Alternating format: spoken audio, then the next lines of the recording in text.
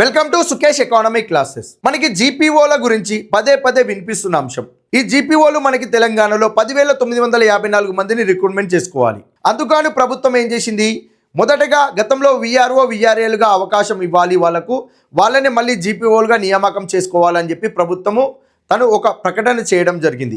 అందులో భాగంగా వాళ్ళకి గతంలో విఆర్ఓగా విఆర్ఏలుగా విధులు నిర్వహించిన వారికి ప్రస్తుత ప్రభుత్వం ఏం చేసింది, ఎగ్జామ్ కండక్ట్ చేయడం జరిగింది. ఆ ఎగ్జామ్ కండక్ట్ చేసి జీపీఓలుగా నియామకం చేశారు కొద్ది మందిని.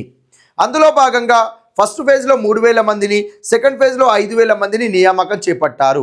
రిమైనింగ్ పోస్టులన్నీ కూడా డైరెక్ట్ రిక్రూట్మెంట్ ద్వారా అనగా నోటిఫికేషన్ రిలీజ్ చేసి నిరుద్యోగులకు అవకాశం కల్పిస్తాము అన్నట్లు ఒక సూచన ఇవ్వడం జరుగుతుంది.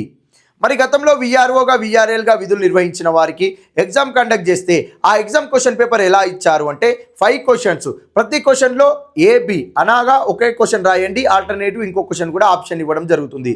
అలా 5 క్వశ్చన్లు అంటే మొత్తంగా 10 క్వశ్చన్లను కవర్ చేస్తాయి. ఆ 10 క్వశ్చన్లు ఎంసీక్యూస్ కావండి, ఎస్ఏ రూపంలో రాయాలి. అలా 2 ఎగ్జామ్లు కండక్ట్ చేస్తే మొత్తంగా 20 క్వశ్చన్లు అడగడం జరిగింది.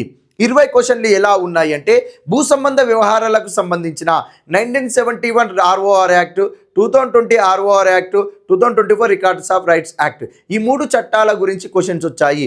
అదేవిధంగా గ్రామ పరిపాలన ఆఫీసర్ యొక్క డ్యూటీస్ ఎలా ఉంటాయి, ఆ గ్రామంలో ఉన్న భూములపైన జీపీఓ యొక్క డ్యూటీస్ ఏంటిది, జిల్లా కలెక్టర్ యొక్క పర్యవేక్షణ ఎలా ఉండాలి, ఆర్డీఓ యొక్క అధికారాలు ఏంటిది, తహసీల్దార్ యొక్క అధికారాలు ఏంది, రెవెన్యూ ఇన్స్పెక్టర్ యొక్క అధికారాలు ఏంది, అదేవిధంగా లైసెన్స్డ్ సర్వేయర్ యొక్క అధికారాలు ఏంది వివరించండి అనే క్వశ్చన్ వచ్చింది. వీటితో పాటు గ్రామ కంఠంకి సంబంధించిన భూముల వివరాల గురించి క్వశ్చన్స్ అడగడం జరిగింది.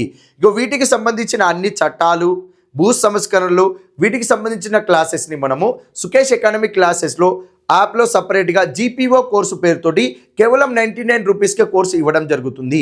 ఈ కోర్సు పర్చేజ్ చేసిన వాళ్ళకి అప్ టు అన్లిమిటెడ్ అనగా ఎగ్జామ్ వరకు కూడా వ్యాలిడిటీ ఇవ్వడం జరుగుతుంది. కోర్సులో క్లాసెస్ ఉంటాయి, టెస్టులు కూడా కండక్ట్ చేస్తాము. ఎగ్జామ్ నోటిఫికేషన్ వచ్చిన తర్వాత ఏమైనా సిలబస్ యాడ్ అయితే యాడ్ అయిన సిలబస్ని కూడా మనం చెప్పడం జరుగుతుంది. Thank you.